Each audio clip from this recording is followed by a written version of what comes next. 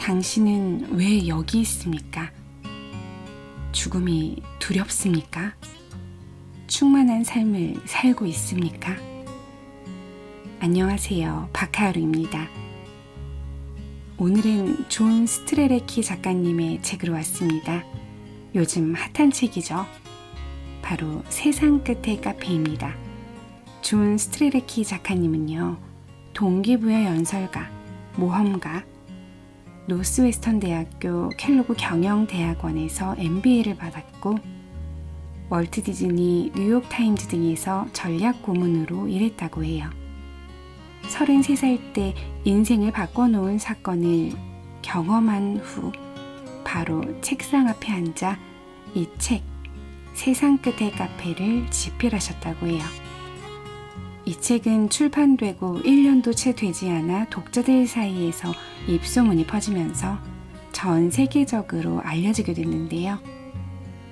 북미, 유럽, 아시아 등 세계의 대륙에서 베스트셀러 1위를 차지하고 남극을 포함한 모든 대륙에서 수많은 독자를 확보합니다.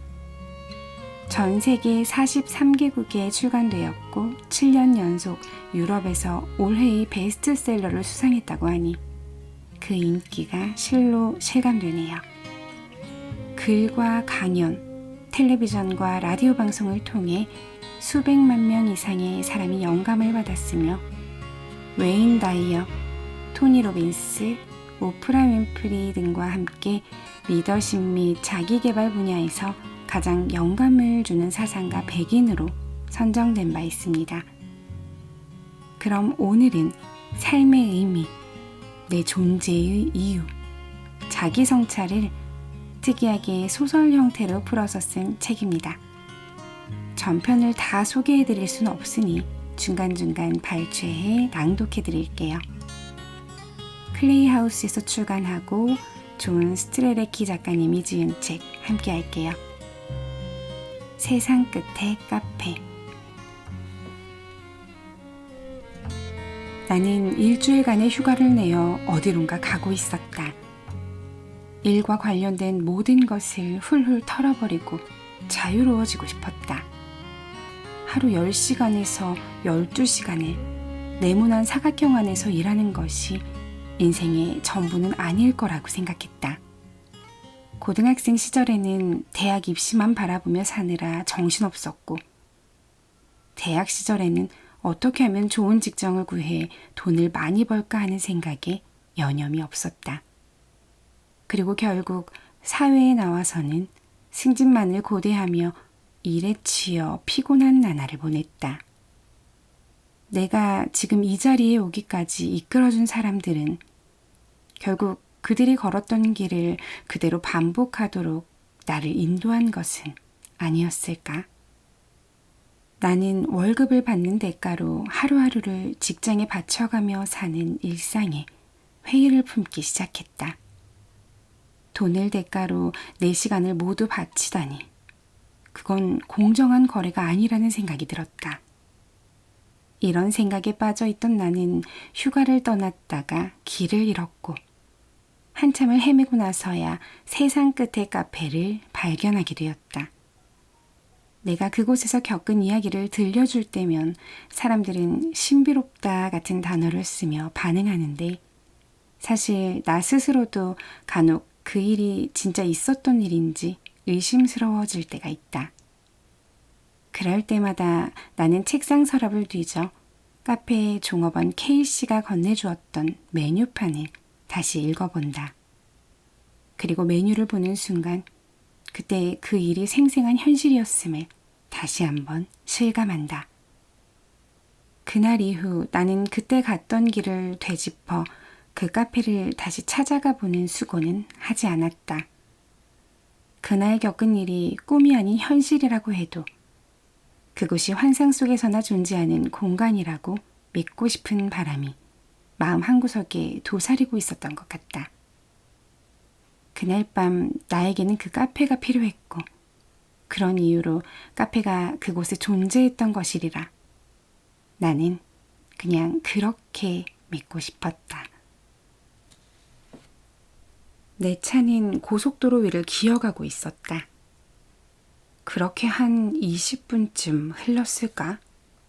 중앙 분리대 역할을 하라고 심어놓은 잔디를 가로질러 경찰차가 다가오는 것이 보였다. 경찰은 차에 탄 채로 몇 미터씩 주기적으로 차를 세우며 주차장이 되어버린 도로 위에 서 있는 사람들에게 뭐라고 소리를 치고 있었다. 드디어 우리 쪽에도 경찰의 목소리가 들릴 만큼 경찰차가 가까이 다가왔다. 10km쯤 앞쪽에 독성 물질을 싣고 가던 트럭이 전복되어 도로가 봉쇄되었다고 알려주었다. 그러면서 다른 길로 가든가 아니면 청소 작업이 끝날 때까지 기다리든가 둘 중 하나를 선택하라고 친절한 안내까지 덧붙였다. 대체 다른 길이 어디 있는지 내 인내심은 한계에 도달하고 말았다. 기분 전환하려면 항상 이 모양이더라. 도대체 이게 뭐야? 나는 중앙 분리대를 넘어 반대 방향으로 넘어갈 수 있었다. 일단 정체에서 벗어난 나는 휴대폰을 열어 지도를 검색하기 시작했지만 검색 불가 메시지만 화면에 떴다. 그런 상태로 한 50km쯤 달렸을 때 마침내 작은 표지판이 나타났다. 하지만 이제 표지판이 소용없겠네. 어디쯤 왔는지 어디로 가고 있는지 나도 모르니. 이렇게 중얼거리는 동안 좌절감만 더해갔다. 그 앞에서 차를 세우고 나는 생각에 잠겼다. 세상에, 주유소도 없고 패스트푸드점도 하나 없는 고속도로에 혼자 덩그러니 내가 지금 여기서 뭐 하고 있는 거지? 왼쪽을 봐도 오른쪽을 둘러봐도 아무것도 없이 황량하기는 매한가지였다. 제기랄, 이래선 어느 쪽으로 가든 큰 차이 없을 것 같은데. 우선 우회전을 했다. 그렇게 1시간이 더 지났다. 고속도로에서 조금만 더 참고 그냥 기다렸어야 했는데. 나는 누구에게라고 할 것도 없이 혼자 투덜거렸다. 1시간만 참고 기다릴걸. 그걸 못 참아 2시간을 허비한 데다 지금 여기가 어딘지 알 길도 없으니. 나는 애꿎은 자동차 지붕을 주먹으로 때렸다. 내가 할 수 있는 일이라곤 이대로 쭉 가다가 기름을 넣고 배도 채울 수 있는 곳을 찾는 것뿐이었다. 연료 눈금이 계속 내려가는 것과 반비례하여 가슴 속 분노는 하늘로 치솟고 있었다. 사실 애초에 휴가를 내려고 한 이유가 지금 같은 분노와 좌절감에서 벗어나고자 했던 것이다.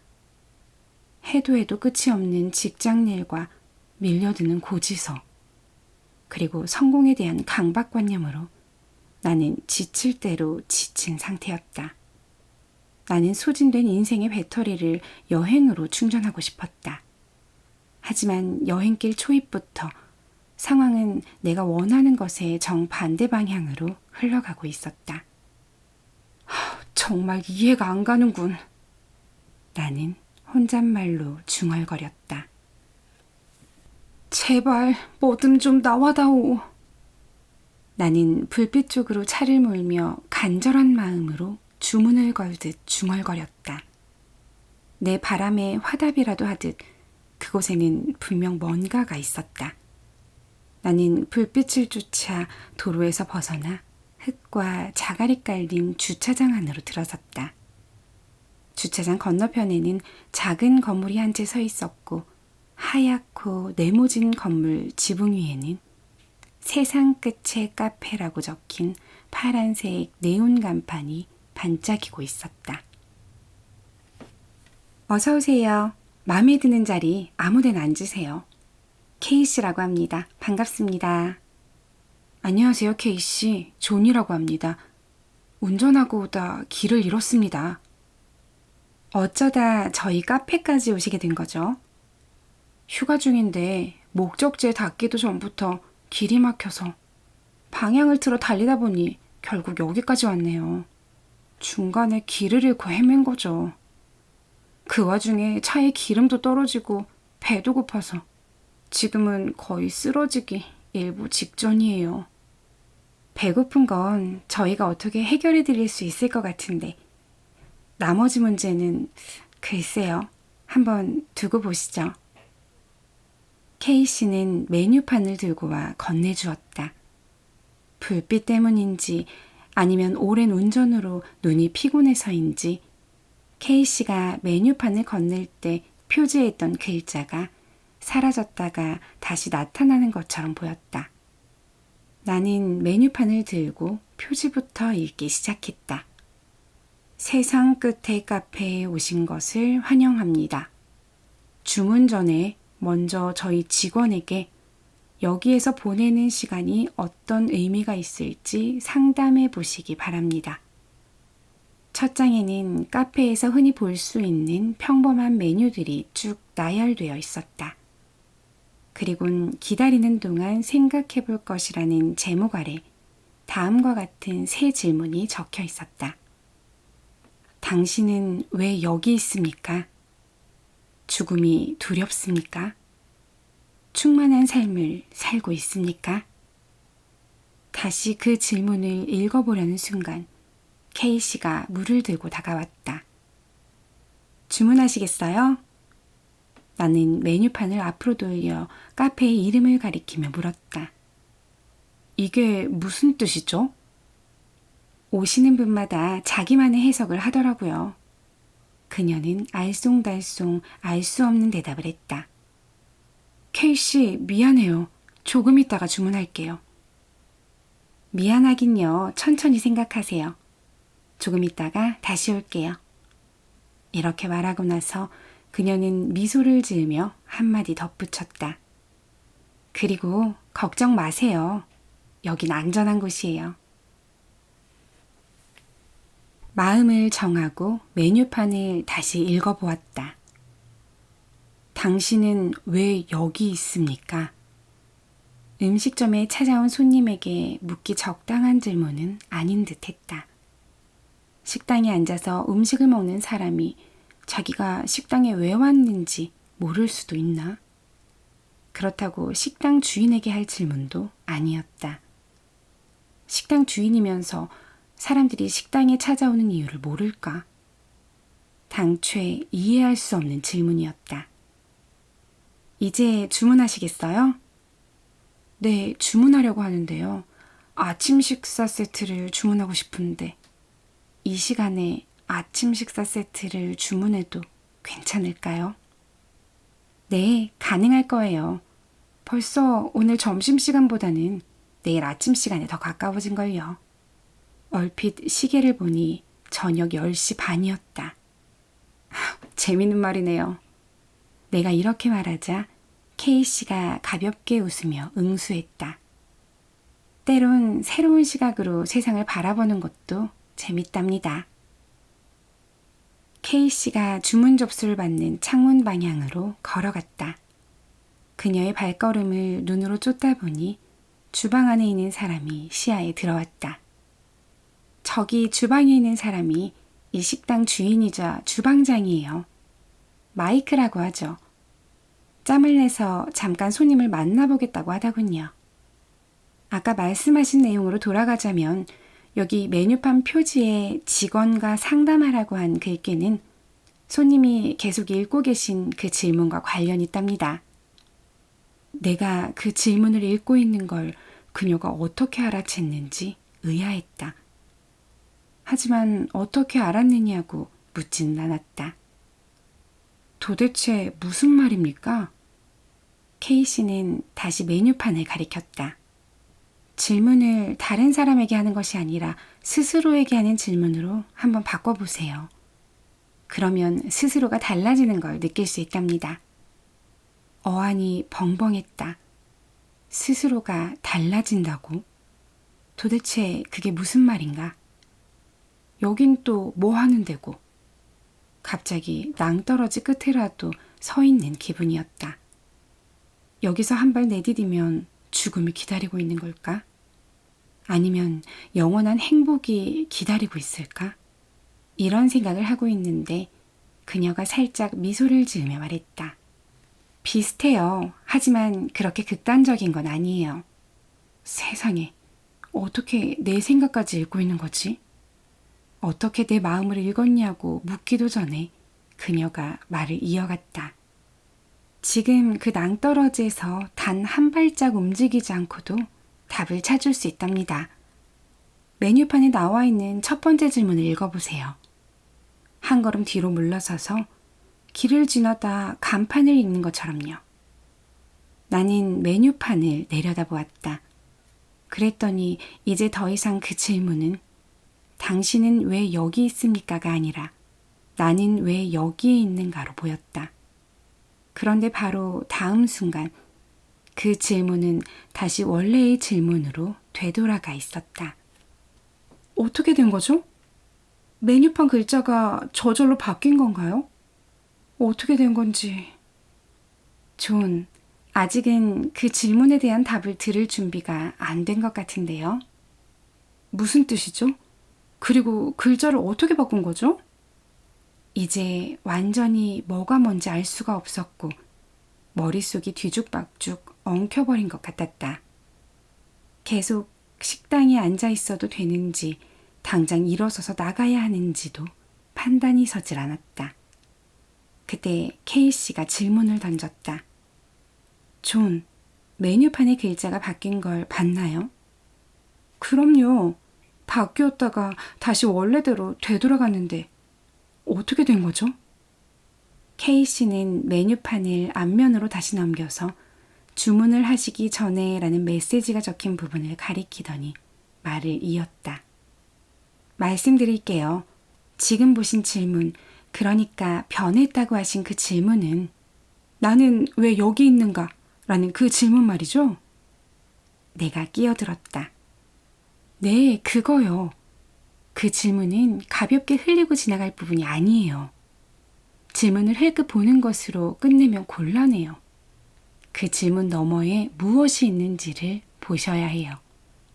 그리고 스스로에게 그 질문을 던져보면 세상이 변하는 걸 느낄 수 있을 거예요. 굉장하죠? 그래서 이런 메시지를 맨 앞에 적어둔 거랍니다. 이제 메뉴판에서 보았던 당신은 왜 여기 있습니까? 라는 질문이 맨 처음 보았을 때보다 훨씬 더 심오한 의미를 갖고 있다는 것을 느낄 수 있었다. 케이씨의 말투로 미루어 짐작컨대 그건 단지 왜 이 카페에 왔냐고 묻는 것은 아닌 듯했다. 한참 이런 생각을 하고 있을 때 케이씨가 내 생각을 비집고 들었다. 맞아요. 그 질문은 이 카페에 들어온 이유를 묻는 것이 아니에요. 존재에 대한 질문이죠. 나는 기가 막혀서 의자 뒤로 깊숙이 눌러앉았다. 도대체 여기 뭐 하는 데죠? 나는 케이스를 쳐다보고 당황스러운 마음을 수습하려 노력하며 계속 말을 이어갔다. 지금 이야기하는 이 모든 것이 다 고맙긴 한데 난 그냥 배를 채우려고 여기 왔습니다. 근데 당신이 하는 말은 왠지 불길하게 들리거든요. 일단 그 질문을 하기 시작하면 매일 그 질문에 대한 생각이 마음에서 떠나지 않는다니. 그게 사실이라면 그런 질문을 할 사람이 누가 있겠어요. 게다가 지금까지 그런 질문에 매달리지도 않고도 잘 살아왔는데요. 케이씨는 메뉴판을 탁자 위에 놓았다. 그래요? 진짜 잘 살아오셨어요? 잘 살아오셨어요 라는 물음엔 호의적인 조소의 빛이 어려 있어 그녀의 말은 마치 잘 살아왔다는 것이 어떤 의미인지 한번 정의라도 해보라는 소리처럼 들렸다. 많은 사람이 잘 살아가죠. 하지만 어떤 사람은 그냥 잘 사는 것 이상의 무엇을 찾는답니다. 뭔가 좀 더 의미 있는 것을요. 그게 그 사람들이 이 세상 끝의 카페에 찾아오는 이유라고요? 나는 비꼬듯 물었다. 네, 몇몇 분은 그렇답니다. 손님도 그래서 여기 이 카페에 찾아오신 거 아닌가요? 그녀의 목소리는 부드럽고 차분했다. 나는 말문이 막혔다. 어떻게 대답해야 할지 알 수 없었다. 내가 여기에서 무엇을 하고 있는 것인지, 이곳이 어떤 곳인지도 미궁이었다.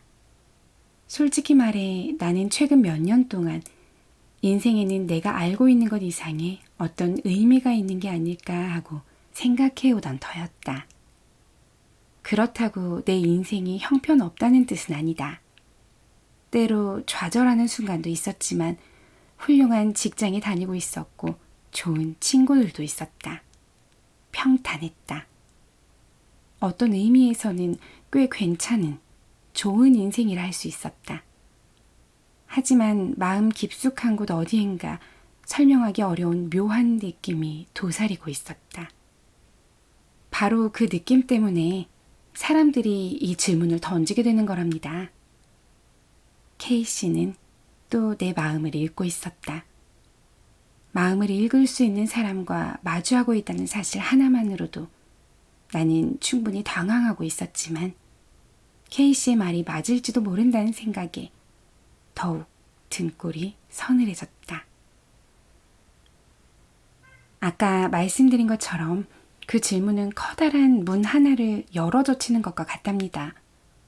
마음속에 또는 영혼 속에 일단 그 질문이 떠오르면 모두 그 답을 찾기 위해 노력하게 된답니다. 답을 찾을 때까지 이 질문이 한 사람의 존재의 가장 중요한 부분, 맨 앞자리를 차지하게 되는 거예요. 그럼 일단 나는 왜 여기 있는가라는 질문을 던지면 그 질문을 무시하지 못하게 된다는 말인가요? 아니요. 그 질문을 힐끗 보고 그냥 잊어버리는 사람도 있어요. 하지만 스스로에게 그 질문을 해본 적 있고 또 어느 정도 그 답을 찾고자 했던 사람들은 무시하기 어려워지는 거죠. 그 질문을 하고 그에 대한 답을 찾으면 어떻게 되는 겁니까? 그럼 정말 좋은 소식을 듣게 되죠. 좋은 일이 기다리고 있을 거예요. 그녀는 이렇게 답하며 미소를 지었다. 아까도 말했지만 그 질문을 던지고 나면 해답을 찾고 싶은 욕심이 커져요. 그리고 그 답을 찾으면 아주 강력한 힘을 느끼게 되죠. 자기가 이곳에 있는 이유, 이 세상에 존재하는 이유, 그리고 사는 이유를 깨달으면 깨달은 대로 살고 싶어져요. 그건 마치 보물지도에 X 표시된 보물이 숨겨진 곳을 찾아 나서는 것과 같아요. 그 표시를 보면 무시하기 힘들죠. 마찬가지로 존재의 이유를 깨달으면 깨달은 대로 살지 않고 그냥 살아가기가 더 힘들어진답니다. 나는 K씨가 하는 말을 하나도 놓치지 않고 정확히 이해하기 위해 의자 깊숙이 궁둥이를 붙이고 앉았다. 그러면 상황이 더 나빠질 수도 있지 않나요? 아까 말한 대로 그런 질문을 던지지 않고 더 잘 살 수도 있는데요. 그냥 살아왔던 대로 사는 거죠. 진이는 램프 속에 계속 가둬두고요. 그쪽을 선택하는 사람들도 있어요. 어떤 선택을 하느냐는 각자에게 달려있는 거니까. 이제 나는 내가 무슨 말을 해야 할지, 무엇을 해야 할지, 심지어 무슨 생각을 해야 하는지까지 헷갈리기 시작했다. 정말 상대하기 곤란한 문제군요. 상대한다기보다 직시한다고 표현하는 쪽이 더 낫겠네요. 아까 말씀하셨던 그 기분 아시죠? 그건 다른 사람이 가르친다고 느낄 수 있는 게 아니에요.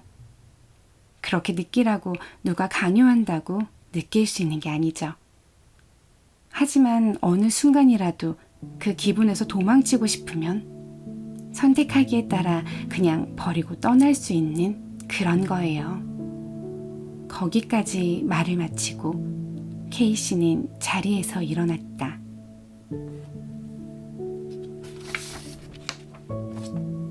나는 왜 여기 있는가? 저도 이 책을 읽고 나서 이 질문을 스스로에게 던져보았답니다. 처음엔 이게 무슨 말이야? 나야 지금 집에 있지. 로 시작했다가 하나하나 좀 더 심도 있게 생각해보게 되었어요.